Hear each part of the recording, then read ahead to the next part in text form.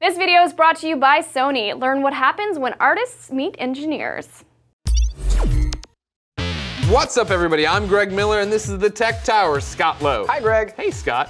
Today, ladies and gentlemen, I want to talk to you about smartphones in the year 2014, what they're doing, where they're going, the whole rigmarole. But first, make sure you stay through this entire video so you can learn about the Sony prize package you could win. It includes a T1000. I don't think that's accurate. No, what is it? This is the QX100. And what the hell does it do? It's an attachable lens for your smartphone. Connects over Wi-Fi. Oh, I've cool. actually been tinkering with it a little bit. It's kind of interesting. Like, Yeah. it takes really good photos, you know, kind of gives you that DSLR quality. But the only gripe I have so far is it's a little expensive, about $500. That doesn't matter to you if you stay through the video and maybe you win it. Scott, our good friend Chris tweets, and I think he hits it all off this smartphone conversation. Sure. He says, is there really that much more we can do with smart technology? Always, Really? always. I think that question, when posed for any technology, the answer is always yes. And you know, I think there's a lot happening this year that's pretty exciting. And I think, you know, starting off, the thing that always kind of seems to be the big topic is displays. Of course. So, you know, the continuous trend has been bigger is better, and, you know, everything's going to get a bit bigger, and that's going to continue this year. We've already seen devices like the LG G Flex, which is, you know, 6 inches diagonally, which is just insanely large. That's huge. Yeah. That's a big phone. And, you know, we've certainly seen that reflected in Samsung's products as well, like the Galaxy Note, which is just, you know, similarly large. So I think we're going to see more products in that, like, 5 to 6 inch category in terms of Everything's screen getting size. bigger. That's the future. That's 2014. Well, not everything. I mean, you know, the Xperia Z1 Compact, you know, is kind of preserving the smaller screen size. You know, even like products like Apple, like, you know, the rumor now is that they are going to be increasing the screen size, but it's going to be below that 5-inch territory where it gets kind of into that kind of like phablet range. Sure. Yeah, so I think there's still going to be a few standouts in terms of the kind of smaller displays, but a large portion of the market is definitely moving towards that bigger is better. Okay. Yeah. Well, Greg tweets, and he asks, what are your thoughts on the curved phones? You didn't mention them at all. Bigger, sure, but I keep hearing about these curved boomerang phones that you throw down the street and they come right back to you. I don't think they're intended for that. Okay. I gotta go get some phones I've thrown down the street. So with the advent of OLED technology, they're able to actually make phones that are curved and can actually bend. Like I mentioned, the LG G Flex, which can actually bend when you press down on it, and it is inherently kind of curved long ways. Then there's like the Samsung Galaxy Round, which kind of is curved the other direction, kind of horizontally. The utility of them is not incredibly apparent. Like, it's like, what do? They just map to your face better so you sound better? Yeah, more or less. Like, I mean, the ones that kind of curve that way are more kind of aligned with your face and kind of put the microphone closer to your face.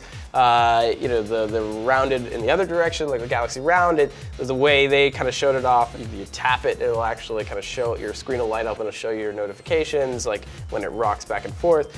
But none of it is like, oh, I need that, you know, like, but it is one of those things where the displays are here, they're, you know, becoming increasingly popular. I think we'll see more devices that are curved. And potentially we'll see more software to kind of back that up and create utility for it. So I don't think it's necessarily going to revolutionize the industry, but like, I think it is one of those things that's kind of like an aha, that's cool. Something to keep an eye on, but yeah, it's kind of interesting. All right, so what else are the big moves for 2014? Higher resolution displays too. I think for that, like, you know, 1080p has become the standard for Android. And, you know, as these displays get larger, pixel density becomes more diminished. So they're looking at now like stuff like, you know, 2K displays, which are, you know, 2560 by 1440, which is obviously above 1080.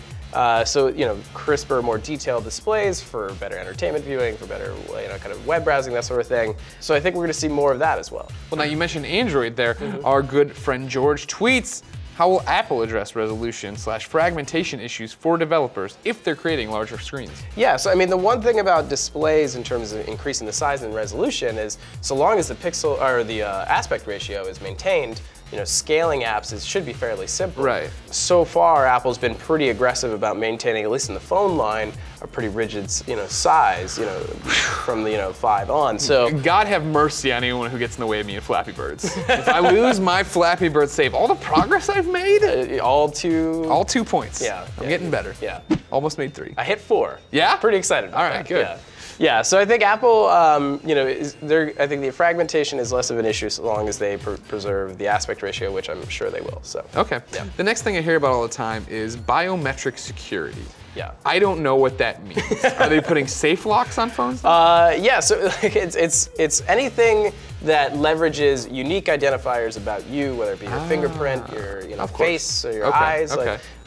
So I think we're going to see a lot more of that. Like, I mean, the iPhone 5S took an existing concept, fingerprint scanning technology, which is very, very old in concept, and implemented in a way that's useful and easy to use in a smartphone. You know, now that they've proven that consumers will be interested in that enough to actually want to use it, I think we're going to see more companies, you know, adopt that as well. But then there's also stuff like iris scanning. So like the ability to, you know, register what's, you know, unique about your eye, which is actually one of the safest forms of security, because the various points of your iris are, you know, unique to you and are very hard to replicate. And so implementing that in a phone would presumably make for a more secure experience. Presumably indeed, but Troy tweets, Scott Lowe, your thoughts on the rumored retina scanner on the GS5. Do you think that this security option is the next big thing? Yeah, so I mean, there's a lot of questions right now because we have. You better start having some answers, Tech Tower. I think a lot of the questions are not for me, sadly. I think they're for companies like Samsung, who are rumored to be experimenting with iris scanning. So the big question is, how does it implement it in a way that is, you know, most importantly, accurate, fast, and effective and reliable for a smartphone? So like the last thing you want to do with your phone is like hold it in front of your face like this in order to just unlock your phone to check out Instagram or something. Most people's phones are already in front of their face anyway. Yeah, that's true. Well, you hold yours. That's like how this. I walk around the city, just checking it out. Yeah, that's safe. But no, I mean, that's the big question, right? Like, because the last thing you want to do is have to do that. And I mean, the thing is it has to be fast, right? It has to be like the moment you look at it, it unlocks your phone and you're ready to go, because otherwise, what's the point? So that's a big question. We'll have to see, you know, if that ends up being true with the Galaxy S5, how they approach it and how well it works. Otherwise, you know, it's just a gimmick. All right. Well, you've said all this other stuff. You got the biometrics, the curves. That's all great. Push it out the window. Greg Miller wants to know what is happening with gaming, smartphone gaming in 2014. Gaming is actually, you know, like always, you know, the processing power for smartphones is expanding exponentially every year. Like it's leapfrogging in a way, unlike, you know, the consoles, which are stuck to these like rigid like 5 to 10 year life cycles.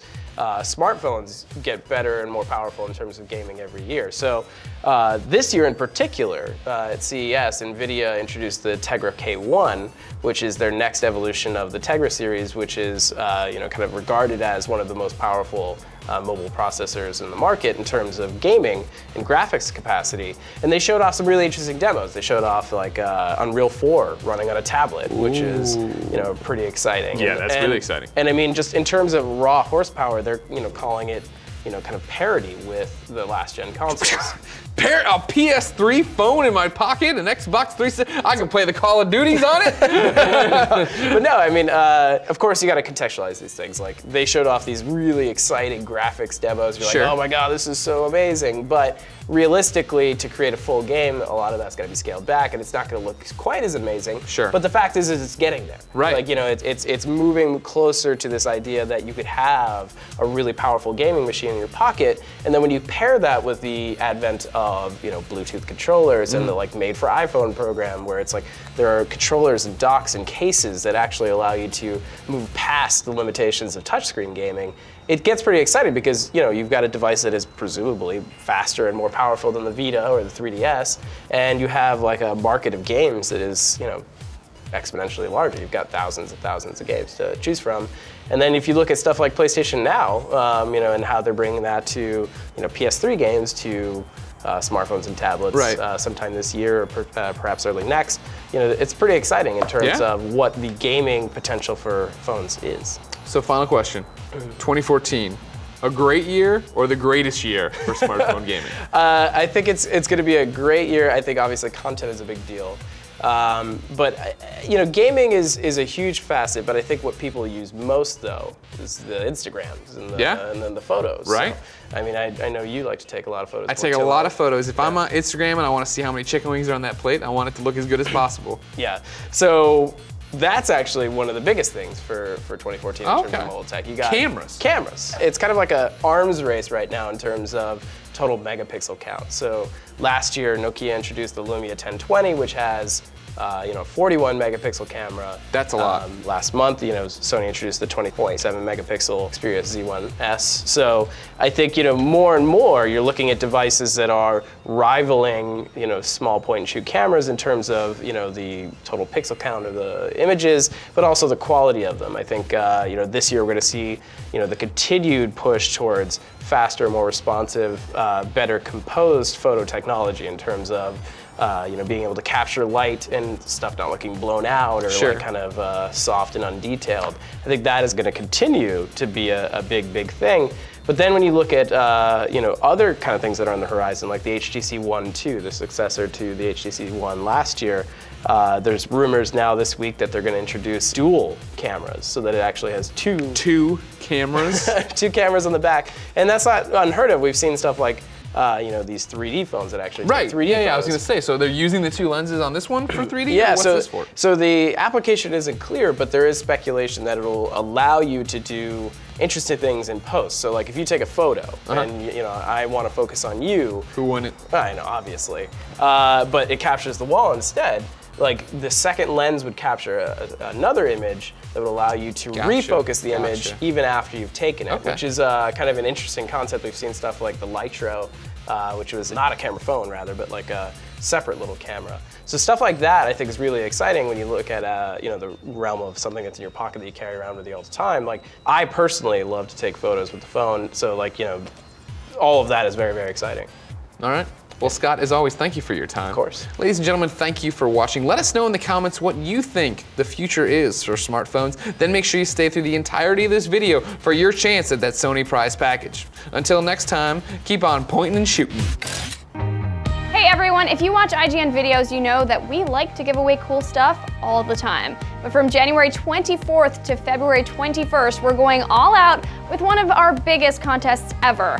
Thanks to Sony, you'll get a chance to win an awesome Sony prize pack worth nearly $5,000. It will include a QX100 lens-style camera, the Xperia Z1S, a Sony Walkman Sports MP3 player, and a 55-inch 4K Bravia Ultra HD TV.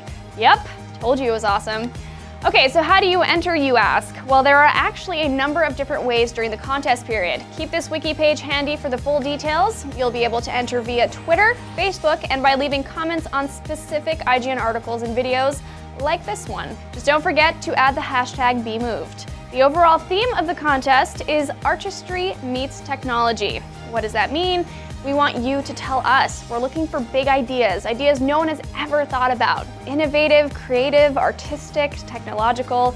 Each week of the contest, IGN will take a look at a big technology trend of 2014, and we want to hear your big ideas around them. If we're discussing 4K curved TVs, we want you to tell us what you think is next. Holograms, contact lens displays, let your imagination run wild. Don't forget, all the details can be found right here, and you can start entering this contest right now in the comments below this video on IGN. I'm Naomi Kyle, and thanks for watching.